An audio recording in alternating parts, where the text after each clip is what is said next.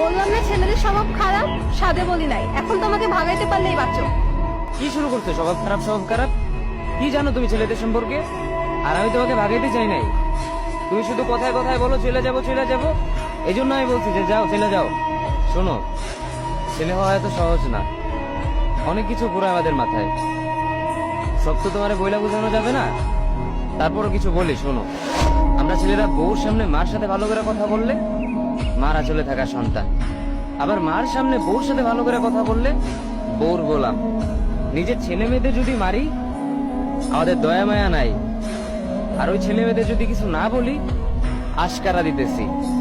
নিজের বউরে দিয়া যদি জব করাই সেই ক্ষেত্রে আমি বউর কামাই খাই, আর যদি বউরে দিয়া জব না করাই আমি সন্দেহ করি। সারাদিন ঘরের বাইরে থাকলে আমরা ভাদাইম্মা, আর যদি ঘরের ভিতরে থাকি তাহলে বেকার, কাজ কাম নাই।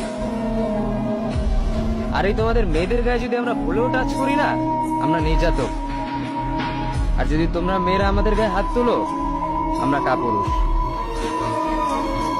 আর একটা ছেলে কি ব্যাপারে পুরো লাইফে নিজের জন্য মার ওষুধের থেকে শুরু করে বউ বাচ্চার প্রত্যেকটা সব পালন করার দায়িত্ব একটা পুরুষের। কিন্তু কি লাভ এত কিছু কইরা?